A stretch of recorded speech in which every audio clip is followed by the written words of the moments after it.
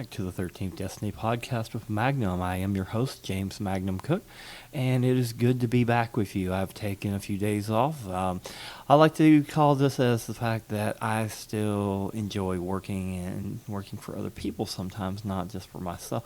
Even though I did take that really nice long almost 5 months completely out doing my own thing, and of course an entire month of traveling. And enjoying it. And I will still continue to do things like that. But I decided to go back to work. I'm not going to name the place on here. There's a few people who know that follow me on my other stuff, on my Facebooks and stuff like that, that they kind of know, or people who have recently connected with me, including a new person that connected with me in my new job. Who turned out on our first day of orientation, turned out to be also on her side stuff that she does, was also a special effects and tech and makeup artist. So that kind of works out for my filming stuff, and so we became friends, and hopefully we'll work together and do some things in the future. And it's always good to connect with people. But this show is kind of about it's similar to the Reflection show, but a little different because again, some people will go, like I had a person just in the last day literally ask me, said, "Oh my God, why are you working here? You're a celebrity." And I'm like, okay, you can say that, and some people do say that, but I think it's very difficult for some people not to understand that there are levels of that, and not everyone who is on a celebrity level at some level is rich. Doesn't mean they're super poor, but they're not like these ones that are shown on the press on a very daily basis of, that have money and fame. Having both are, to a level that you can just do whatever, whenever, that's somewhat difficult. And I think a lot of people don't realize, unless they worked in entertainment business, and they've had to struggle. And I think that one of the most interesting things about the entertainment business is when someone says, well, they were an overnight success. And then if you do a little research, funny thing is, if you do some research, and I mean really do some research on someone, instead of just hearing that and go, oh, the press said they were an overnight success, and then they started running that into the ground. Well, that's ran into the ground by the press. That's not ran into the ground by the person who, is probably looking at the press person when they say it to them, or says, and when they're on some interview, and it's like, are you, in the back of your head, you're probably going, are you serious? I worked in this 10, 15, almost 20 years, some of us, before we got. Now, there are a few exceptions to that, but that is extremely rare. And I think it's one of the most interesting things of the business is there's so many people that when they have a really big success out of left field, it's like, oh, they were an overnight success, and it turns out if you look at their, it's I think it be like in actors and stuff, especially if you look at their IMDb's and stuff like that, and you're like, oh my God, this list is long, and this goes back many years. Wait a minute, didn't I just hear? Look, it's all for appearances and stuff, and I'm not trying to be mean to the press about that. That's actually one of the few things that I don't have a problem with them doing. I think that's actually a little bit less of a problem than some other things. We won't get into that because that may be accidentally getting into the politics of the world, and I don't really care for getting into the politics of the world right now. So I'll give them a kind of a semi pass on that one. But it is an interesting thought process, and then it leads into this whole thing about higher level celebrities and jumping into things every time they turn around. And regardless of what your status is or your level of celebrity, I think you have to take a step back and think before you leap into something. And I think, unfortunately, and I disagree with them on some things, some of the ones on higher level, but I'm not going to chastise them per se on this, because I have a certain status and I enjoy it, and it's not. But I try to treat everyone the same as much as possible, even if I don't agree with them on something. So that's another reason I'm kind of trying to bring this up, because of this comment that came up from an individual, and it made me think about a lot of things. Yeah, okay, so I have this thing. If you Google me, you may come across some things and it'll say I have a celebrity status, but I'm not super rich. But a couple of sites try to tell people that I am, and I think I mentioned this I think I mentioned this originally. I think me and Rick Ryman laughed about this on the episode with him. Um, just because some website says that you have something doesn't necessarily mean it's true, and that has certainly been for me. And it is humorous in a way, and in a way it's not, because some people just assume like, oh my God, and this person's worth how many millions of dollars, and but that's not always true, because sometimes I don't know. I think sometimes they get some of this information, and they take certain things, and one of them is like the celebrity net worth. It's like the worst. And I'm not trying to be mean to them, because I don't know how they get their information or how they tabulate it. And it's a fun site to read other information on. Usually I will give them credit for having most of the rest of a background on a celebrity, pretty much right. But sometimes the net worth things are really off the wall and wrong. Now, they're not always wrong on the higher level celebrities, because that's easier to get. I think on the lower level, which I consider myself I don't consider myself, yeah, I see that stuff too. Okay. But I consider myself a low level B, maybe C celebrity.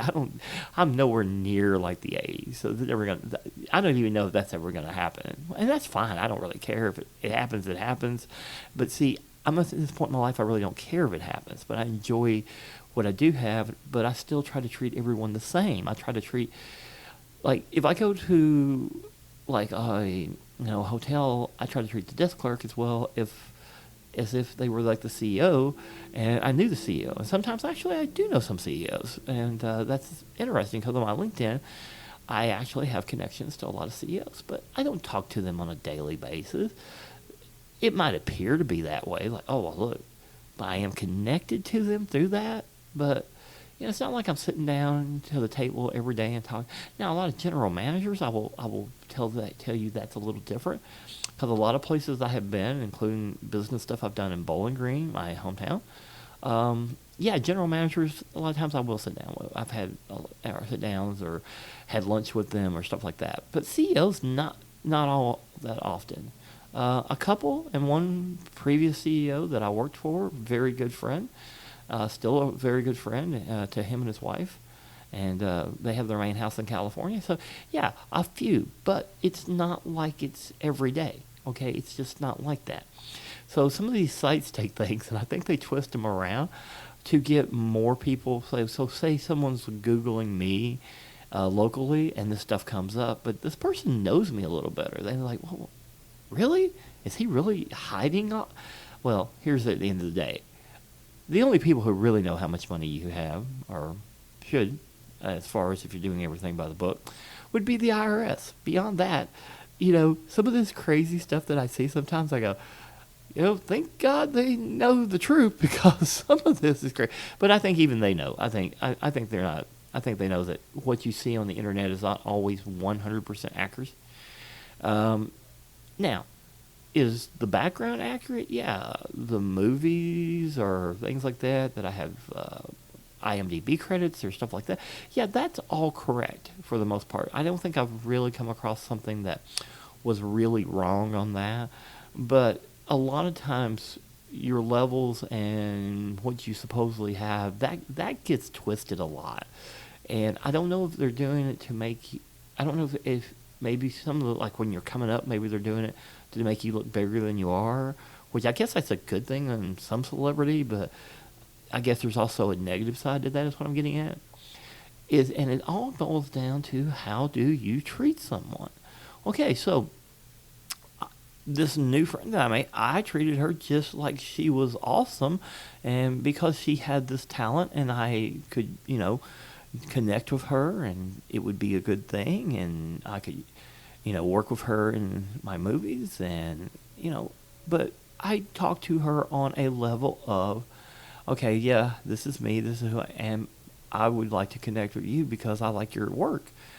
And that's the way that I think all celebrities should, on no matter what your level is. You should be able to talk to people like that and make them feel just as important that other people are trying to make you feel. Now, Are there egos and all this stuff and everything? Absolutely. Come on. We all know that. Or I think you should know that. But you should be also, telling them about their talent and how much you admire it, which I did. And, making them feel like, hey, guess what? He thinks I'm important. And because I do think they're important. Because you have to have these people to do things, to film, to make things, the things that I do. The more connections in that we have, the better it is. But this is really about just trying to figure out why, and I don't want to hate anybody. I may hate what they're doing, but I'm not going to call any celebrity out at a top level, and because I think sometimes they believe they're doing the right thing, even if maybe they're not. I don't really always believe that, because maybe being around this and in these things and working with some people, not quite on a level where, well, there's been a couple of people. I won't name their names. There's some background on some things. If you search with me, you'll find some celebrities that I have worked with that are a much higher level than I am. And that's fine. But I think you have to take a step back. And are you really thinking that this through? Or are you just jumping on this because I'm a celebrity and this is time to jump on this because everyone else is on this? I think that's dangerous for any celebrity. There's backlash. It's going to happen. Now, you can't, like Lincoln said, you cannot please all the people all the time. It's just not possible. But I think a lot of times higher levels sometimes jump in things and really aggravate their fans. And they're like, and then they're shocked when the fans are aggravated. They're like, and I think the worst thing you can do, and this is my opinion, I think the worst thing you can do, if this is what you believe, that's fine. Okay? You're passionate about it. You might not agree with you, whatever. But when your fans start going off about it, and you chastise your fans or people who follow you, that is not a good thing. I don't care what level you're on. Because it just really kind of makes you look like, okay, well, you were passionate about this, but you can't take the heat kind of thing. Okay, that's not a good thing. And it's just something that we should avoid. At least, again, my opinion. And this is kind of semi-opinion show, semi-just seeing how I see things and how I think things should be, and things about even my own background in the entertainment and stuff. And and like I said, I'm not a high level celebrity. I'm not. Anyone that thinks I am, I don't know where you're getting that from, because I'm not. I still have struggles. I still, have to deal with daily stuff. It's not like I can just open the checkbook and say, oh yeah, looks like write a check for $1 million. If you think I can do that, you've already been misled, because I can't do that. Would it be nice to be able to do stuff for people like that? Absolutely. But you have to, at the end of the day, you have to make your decision on what is best for you as any level celebrity. Notice I'm saying any level, from top to bottom, because even if you're on the rise, you gotta take a step back and really think about something, And in recent times, I have decided that there are some things that I take a step back from, Now, I enjoy going out with the people and the working people, like those servers and those desk clerks and all those people that I interacted with when I was traveling. Do I love that kind of stuff? Oh, I absolutely love that. Because to them, it's fun. It's fun to interact with, sign books to them about, and just, take pictures with them. And because not everyone on a daily basis has any level of celebrity just walk in and be that interactive with someone. And with me, I like the interaction with people. But I liked it before that. I liked it before you could ask Alexa about me and all that kind of stuff. So I've always kind of enjoyed interacting with the public. But I also enjoy filming. I also enjoy the acting part when I do those things. I enjoy doing my own stunts, even though as of now, when we finish up Mara, the Vampire Princess, I will absolutely be pretty much toning everything down as far as stunts go. I think I can honestly still do them if I wanted to, but I think there's a lot more danger in that than there used to be. Um, and I did go back to work for this company recently, and and that's going to be an intense job as it is, so because it's related to my security background. So we're going to deal with that. But I think doing the stunts and films and things that I have done in the past, I think that's going to have to just kind of be toned down a little bit. Am I going to stop doing my adventure experiences?